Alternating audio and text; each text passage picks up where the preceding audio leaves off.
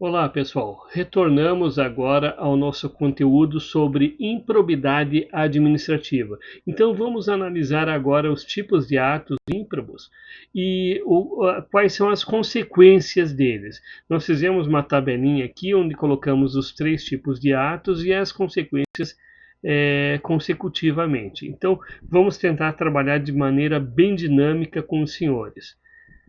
Vejamos.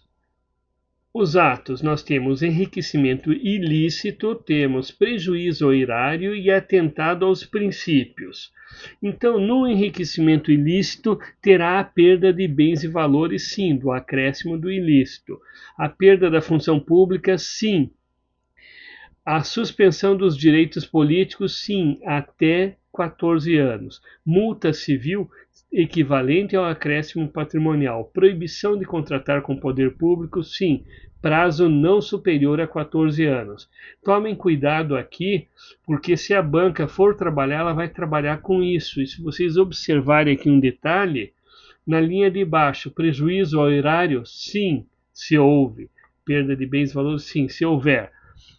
Perda da função, sim, vai acarretar a perda da função. Suspensão dos direitos, ao invés de 14, serão 12 anos.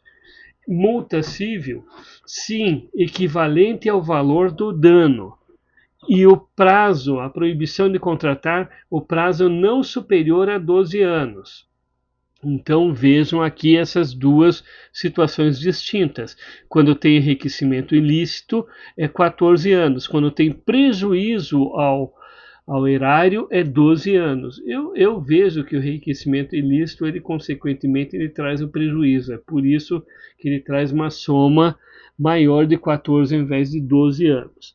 Agora, no atentado aos princípios, a perda de bens e valores não se aplica, a perda da função não se aplica, a suspensão dos direitos políticos não se aplica, a multa civil ela é até 24 vezes o valor da remuneração e o prazo da proibição de contratar será não superior a 4 anos. Então vocês viram que são três situações distintas com as previsões distintas para cada uma delas.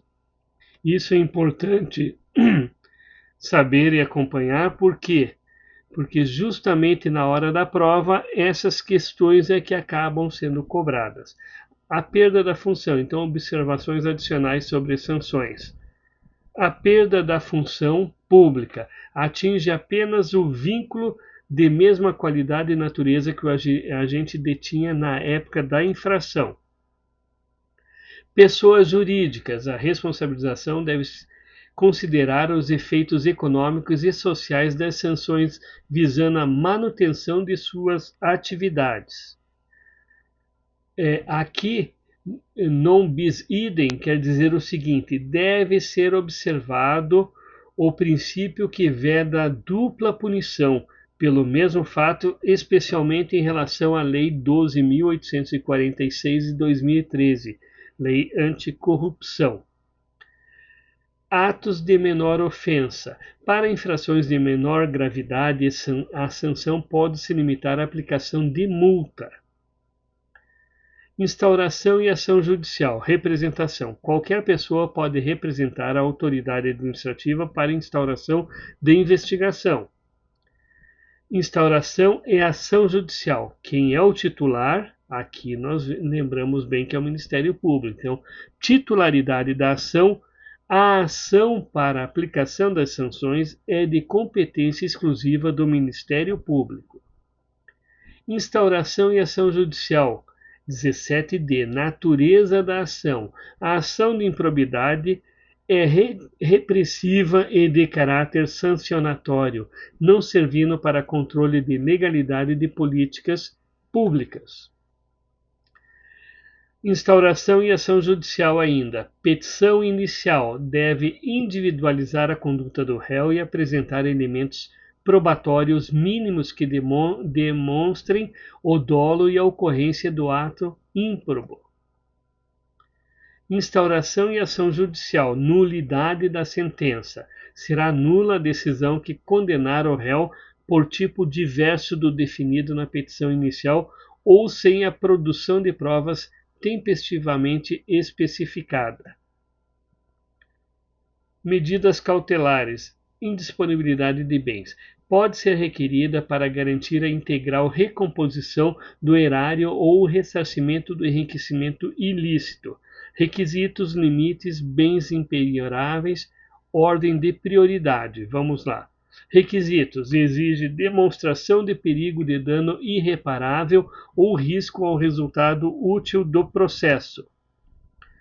Limites: recairá exclusivamente sobre bens que assegurem o ressarcimento do dano sem incidir sobre valores de multa civil ou acréscimo patrimoniais ilícitos.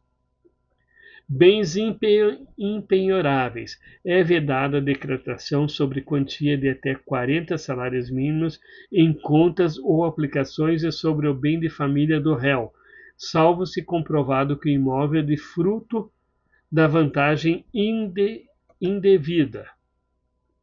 Ordem de prioridade. A ordem de bloqueio deve priorizar veículos, imóveis e outros bens, deixando o bloqueio de contas bancárias como a última opção.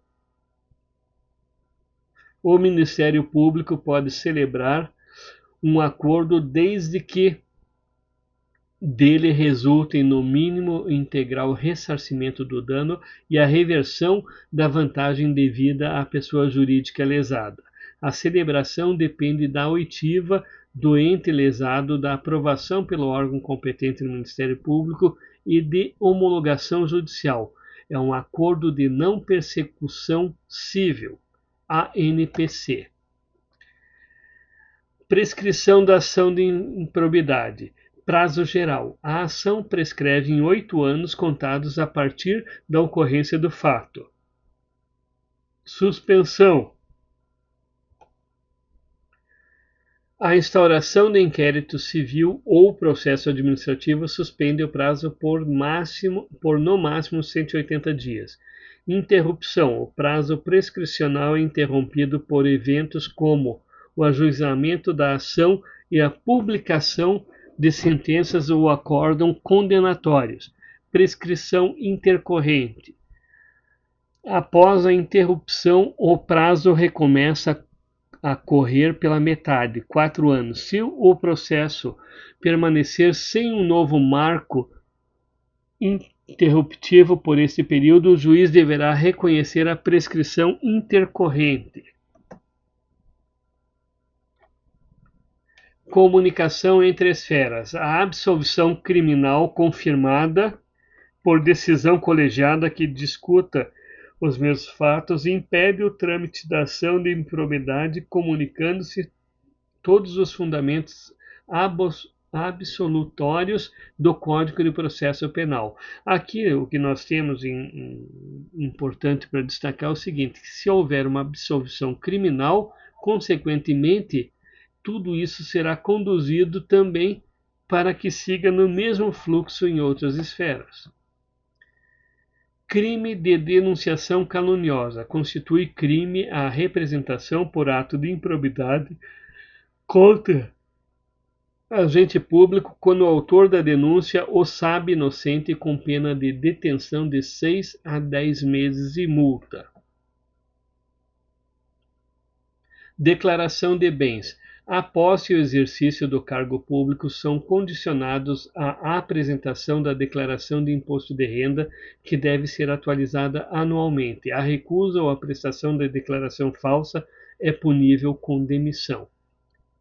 Afastamento do cargo. Durante a instrução processual, a autoridade judicial pode determinar o afastamento do agente público de suas funções sem prejuízo da remuneração por até 90 dias, prorrogáveis uma vez, caso a medida seja necessária para investigação ou para evitar novos ilícitos. Nesse caso, a gente deve lembrar do que nós vimos no Estatuto do Funcionário Público Municipal, Lei 1656 e 58, que trata sobre alguma coisa nesse sentido, só que daí tinha uma perda a partir de determinado período. Em contrapartida, o plano de carreira da Guarda Municipal, ela trata de maneira diversa sobre o mesmo conteúdo. Então é importante observar essa questão do afastamento do cargo. E assim chegamos ao final desse bloco. iremos passar para o próximo, que será um resumo feito pela ferramenta do Google Notebook LM.